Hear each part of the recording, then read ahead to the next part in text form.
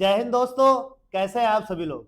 आशा करता हूं आप सभी ठीक होंगे, स्वस्थ होंगे और मौज कर रहे होंगे।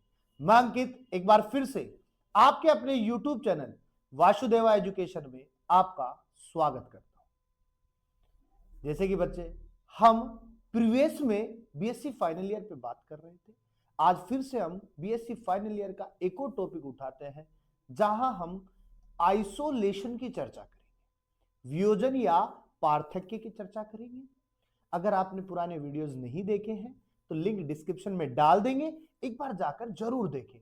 और कोई चैनल पर नया है तो वो सब्सक्राइब करे और बेल आइकन को दबाए, जिससे वीडियो का नोटिफिकेशन आपके पास जल्द से जल्द आ जाए।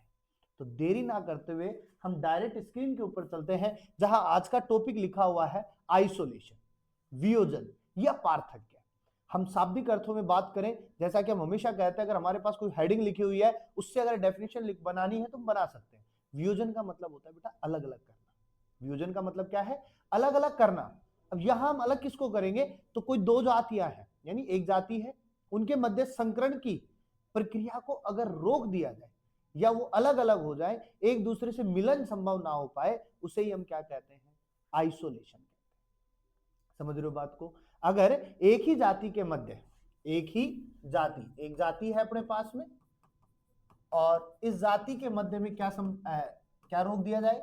संकरण रोक दिया जाए, और उसी प्रक्रिया को हम क्या कहते हैं बेटा? आइसोलेशन कहते हैं। क्लियर बात है? अब बात यह आती है कि आइसोलेशन के बारे में किसने बताया? तो सबसे पहला बताया मैट हॉफ ने। किसने बताया? मैट हॉफ ने बताया। और मैट हॉफ ने सेम बात बताई कि अगर एक जाति है उसके मध्य अगर संकरण रोक दिया जाए या असंभव हो जाए या किसी प्रकार का कोई वियोजन आ जाए या किसी कारणवश अलग अलग हो जाए, उसे हम क्या कहेंगे? आइसोलेशन। और इनके दो पॉइंट्स बताए इन्होंने। एक बताया भौगोलिक वियोजन, एक क्या बताया बेटा? भौगोलिक वियोजन, यानी कि जियोग्राफिकल। और एक वियोजन इन्होंने बताया जननिक वियोजन। क्या बताया बेटा? जननिक वियोजन। देखो, भौगोलिक वियोजन और जननिक वियोजन में हम बाद में बात करेंगे इनके लिए। उससे पहले हम बात करेंगे कि आधुनिक कर्ता कौन है, यानी आइसोलेशन की आधुनिक परिभाषा देने वाले कौन है। तो यहां आइसोलेशन लिया, यहां से हमने आधुनिक लिखा। अब इस आधुनिक वियोजन के बारे में बताने वाले कौन है? मैकम। कौन है? मैकम। और मैकम ने वियोजन के लिए दो बातें बताई। वियोजन के बारे में कितनी बातें बताई? दो बातें। क्या थी? तो इन्होंने कहा अंतराजातीय, या हम इसको ऐसे लिखें, वियोजन जो अंतराजातीय संकरण को रोकता है। अंतराजातीय संकरण को रोकता है। एक होती है अंतराजातीय और एक होती है अंतरजातीय। अंतर का मतलब एक दूसरे से भिन्न जातियां, अंतरा का मतलब क्या होता है? सेम जाति की बात करेंगे। दूसरा पॉइंट इन्होंने बताया वियोजन जो अंतराजातीय संकरण की पूर्ण सफलता को रोकता है। किसकी बात कर रहा हूं बेटा मैं? पूर्ण सफलता को रोकता है। क्लियर बात है? एक में तो संकरण ही नहीं होने दे रहा है, एक में संकरण तो हो रहा है लेकिन संतति पैदा नहीं हो रही। अब ये कैसे होगा? उसके लिए हम पहले हेडिंग से चलते हैं। देखो, हम सबसे पहले पहली हेडिंग लगाते हैं, वियोजन जो अंतरा जातीय जीवों के संकरण को रोकता है। किसको रोकता है बेटा? संकरण को रोकता है। और यहां पर वियोजन के संकरण को रोकने में, वियोजन के संकरण को रोकने में बेटा करीब 8 कारक बताए। कितने कारक बताए बेटा? 8 कारक बताए गए कि अंतराजातीय जीवों के संकरण को रोकने के लिए 8 फैक्टर होते हैं। कितने फैक्टर होंगे? 8 फैक्टर होंगे, जिसमें से इन्होंने क्रम से बताया पहले हम आएंगे भौगोलिक पे कि भौगोलिक वियोजन था एक, तो दूसरा इन्होंने बताया दूरीगत वियोजन। क्या बताया? दूरीगत वियोजन। तीसरा इन्होंने बेटा बताया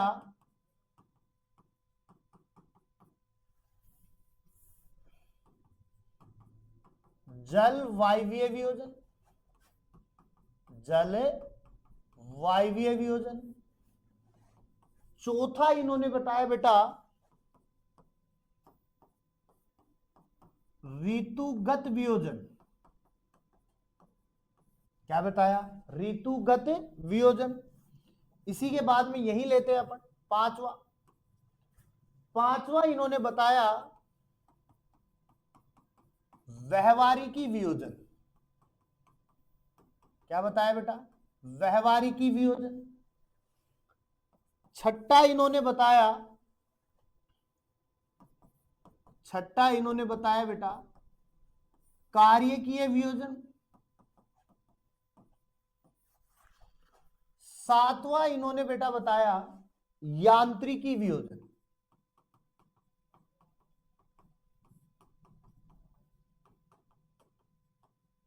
क्या बताया? यांत्रिकी वियोजन बताया। और आठवें की अगर हम बात करें बेटा, तो आठवां जो वियोजन था, आठवां जो वियोजन रहा वो रहा आवासीय वियोजन। कौन सा वियोजन रहा?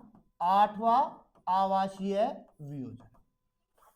अब हम इनकी एक एक की अगर बात करें तो बेटा देखो, भौगोलिक वियोजन में बात करें तो भौगोलिक परिस्थितियां यानी पृथ्वी पर विभिन्न परिस्थितियां पाई जाती है। पर्वतीय क्षेत्र भी पाए जाते हैं, समुद्री क्षेत्र भी पाया जाता है, या अन्य कोई क्षेत्र भी पाया जाता है।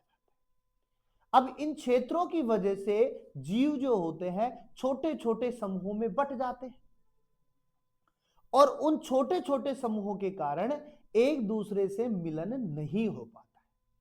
सपोज देन ये पहाड़ है, कुछ जीव इधर रह गए और इनके कुछ जीव इधर रह गए।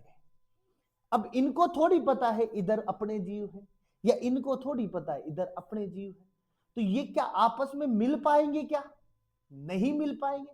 सीधी सी बात है, मियां बीबी दोनों अलग अलग हैं तो क्या रह पाएंगे? क्या नहीं मिल पाएंगे। तो इनमें आपस में क्या होता है? संकरण नहीं हो पाता है, जिससे इनमें वियोजन आ जाते हैं और इनकी जातियां जो होती है नए संकरण के लिए प्रभावित होती है। समझ गए बात को? ये हो गया भौगोलिक वियोजन। इसी प्रकार अगर दूरीगत वियोजन की बात करें तो दूरीगत वियोजन हम किसे कहेंगे? यानी कि एक जीव तो यहां है और एक जीव कोसों दूर है। अब उन्हें थोड़ी पता है कि हमारा जीव वहां बैठा है, चलो, या यहां से 100 किलोमीटर दूर है, चलो चल के आते हैं, मिल के आते हैं। समझ रहे हो बात को? तो जब आपस में मिलेंगे ही नहीं तो संकरण नहीं होगा, तो दूरीगत वियोजन उसमें डाल देंगे। जलवायु में बात करें तो अनेक प्रकार के क्लाइमेट चेंजेस भी होते हैं जो किसका कारण बनते हैं? वियोजन का कारण बनते हैं, और एक दूसरी जाति को यानी एक जाति को आपस में मिलने से रोकते हैं। वहीं अगर ऋतुगत की बात करें तो हम बात करते हैं यहां पर ओइस्टर साइकिल की, क्योंकि सभी जातियों के अंतर्गत या सभी जीवों के अंतर्गत ऋतुगत यानी ऋतुओं के अकॉर्डिंग या मध चक्र के अकॉर्डिंग क्या होता है? संकरण होता है। और मध चक्र में ही मादा सहवास के लिए या मैथुन के लिए तैयार होती है। अब अगर एक ही जाति के अंतर्गत अलग अलग ऋतु अगर आ रही है या ओइस्टर साइकिल अगर अलग हो रहा है, तो सिंपल सी बात है, उनमें प्रजनन फिर क्या हो जाएगा? बाधित हो जाएगा। सेम उसी प्रकार अगर हम बात करें यहां पे व्यवहारिक वियोजन में, तो याद करो मैंने कहा था कि व्यवहारिक वियोजन अनुरंजन क्रियाओं पर डिपेंड करते हैं। अब कई जीवों में अनुरंजन क्रियाएं इतनी जटिल होती है कि वो अपनी मादा को या मादा नर को आकर्षित नहीं कर पाती है। अब जब आकर्षित नहीं कर पाएंगे तो जनन नहीं होगा। समझ रहे हो बात को? मर्ग के सामाजिक संगठन में भी आपको बताया था कि एक मादा मर्ग जो होता है वो अनेक नर मर्ग को लड़ते हुए देखता है, और जो विजयी रहता है उसके साथ में मैथुन की क्रिया करवाता है। वहीं अगर हम कार्यकीय वियोजन की अगर बात करें बेटा, तो कार्यकीय वियोजन में हम कह सकते हैं कि कई जातियां ऐसी होती है, कई जातियां ऐसी होती है जिनमें कार्य करने की क्षमता क्या होती है, अलग अलग होती है, और अलग अलग होती है उसी वजह से एक ही एक यानी ड्रोसोफिला की बात करें तो ड्रोसोफिला की एक जाति के अंतर्गत अगर कार्य हो रहा है तो उनकी योनि झिल्ली जो होती है सूजन आ जाती है, तो वैसे कार्य के वियोजन हो जाता है। अगर यांत्रिकी वियोजन की बात करें तो बेटा यहां पर हम ताला कुंजी सिद्धांत की बात कर सकते हैं। जैसे एक ताले के अंदर एक चाबी फिट होती है, उसी प्रकार कई जातियों के अंतर्गत जो मैथुनांग होते हैं वो इस प्रकार से बनाए जाते हैं कि वो उसी के अंदर सेट हो सकते हैं। लेकिन कई बार अगर उनमें थोड़ा भी ऊपर नीचे फेरबदल होता है ना, तो वहां पर वो मैथुन की क्रिया नहीं कर पाते हैं, तो फिर उन्हें क्या होता है, वियोजन का सामना करना पड़ता है। दूसरी अगर हम बात करें आवासीय वियोजन की बात करें, तो आवासीय वियोजन में भी हम कह सकते हैं कि अनेक प्रकार की, मतलब एक ही जाति के पास आवास तो है लेकिन फिर से उनमें क्या हो जाए, बंटवारा हो जाए, तो सिंपल सी बात है फिर वो किसके अंदर आ जाएंगे बेटा, वियोजन के अंदर आ जाएंगे और कार्य नहीं कर पाएंगे। समझ रहे हो बात को? तो ये सब हमारे पास में किस में देखने को मिलता है, अंतराजातीय वियोजन में, जो संकरण को रोकता है। इसी का अगर मैं दूसरा पार्ट लू बेटा, दूसरा पार्ट लू तो मैं क्या लिख रहा हूं बेटा, यहां पे सेम डेफिनेशंस लिखते, सेम हेडिंग लिखेंगे लेकिन थोड़ी सी चेंज कर देंगे। वियोजन जो अंतराजातीय जीवों की पूर्ण सफलता को रोकता है, पूर्ण सफलता को रोकता है। अब आपके माइंड में एक चीज आ रही होगी कि साहब यहां पर संकरण का क्या रोल है, तो बेटा मैं सिंपल बात कहूंगा कि जीवों में संकरण तो हो रहा है, या अपन यहां पे लिखे पूर्ण संकरण को। अब देखो यहां पर क्या है, यहां पर फिर मैं 3 पॉइंट लेता हूं। पहले एक है बेटा युग्मकीय वियोजन, एक तो क्या है युग्मकीय वियोजन, दूसरा है संकर जीवन अक्षमता, और तीसरा है अपने पास में यहां पर संकरबद्धता। अब देखो आप सिंपल बातों को समझो, युग्मकी के लिए हम गैमेट्स की बात करेंगे, छोटी क्लासों से पढ़ते हुए आ रहे हैं। गैमेट्स 2 होते हैं, एक स्पर्म होता है, एक ओव्यूम होता है। दोनों का मिलन होगा तो फर्टिलाइजेशन होगा, अगर दोनों का मिलन नहीं होगा तो फर्टिलाइजेशन नहीं होगा और निषेचन वही मर जाएगा। निषेचन कितने प्रकार के, 2 प्रकार के, बाह्य और आंतरिक। अब आंतरिक में भी शुक्राणु को जाना है और बाह्य में भी शुक्राणु को ही अंडाणु के पास जाना है, लेकिन जब आंतरिक निषेचन में शुक्राणु मादा की योनि के द्वारा गमन कर रहा होता है तो वहां प्रेजेंट एंटीजन जो होते हैं शुक्राणु को नष्ट कर देते हैं। अब शुक्राणु नष्ट हो गया तो क्या अंडा बचेगा क्या, अंडा 2 दिन बाद वैसे खत्म हो जाएगा, और खत्म हो गया तो क्या फर्टिलाइजेशन होगा क्या, नहीं होगा, तो वहां वियोजन आया नहीं आया। अब संकरण तो हो गया था, मिलन नर व मादा का हो गया था, अब युग्मक नहीं मिले तो उनकी क्या गलती। वैसे ही बाह्य निषेचन में जलीय कारक उन्हें खत्म कर देते। समझ रहे हो बात को? यही अगर हम संकर जीवन अक्षमता की बात करें तो यहां पर हम कह सकते हैं कि संकरण तो होगा, जीव भी पनपेगा लेकिन वो बाद में मर जाएगा, क्योंकि जीवन क्या अक्षमता है संकरण के बाद में। उदाहरण के लिए भेड़ व बकरी के बीच में संकरण करवाया गया, उनसे उत्पन्न जो संतान थी वो क्या थी, सामान्य थी, लेकिन कुछ समय बाद में वो मर गई, तो जीवन अक्षमता है। संकरबद्धता की बात करें, दो अनेक अलग अलग जातियों के मध्य जब हम संकरण करवाते हैं तो उनसे उत्पन्न जो संतान होती है उनकी जीनी संरचना तो वही होती है, लेकिन वो अपने समान संतति पैदा नहीं कर सकते, उसको हम किस में रख देंगे, संकरबद्धता। उदाहरण के लिए गधे प्लस घोड़े में संकरण करवाया तो क्या पैदा हुआ, खच्चर। अब क्या खच्चर संतान पैदा कर सकता है क्या, नहीं कर सकता, उसको हम किस में रखेंगे, इनमें रखेंगे। एक जाति उद्भव की बात करते हैं जहां पर हमारे पास में एक विस्थानिक होती है, एक तो क्या होता है बेटा विस्थानिक उद्भव होता है, और एक समस्थानिक जाति। समझ रहे हो बात को?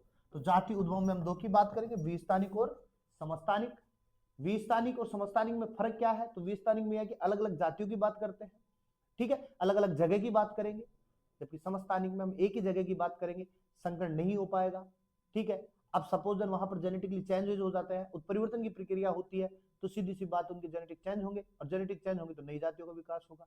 विस्तानिक में अगर जातियां नहीं मिलेंगी तो किसी अन्य जाति के साथ में संकरण करेंगे, और अन्य जाति के साथ में संकरण करेंगे तो नई जातियों का विकास होगा। तो ये विस्तानिक और समस्थानिक में रख सकते हैं, और इस प्रकार हम कंप्लीट आइसोलेशन की बात भी कर सकते हैं। समझ गए बात को? आगे हम नेक्स्ट वीडियो के साथ में मिलेंगे, तब तक के वीडियो को देखो, अपने दोस्तों को भेजो, और हमेशा की तरह मुस्कुराते रहो।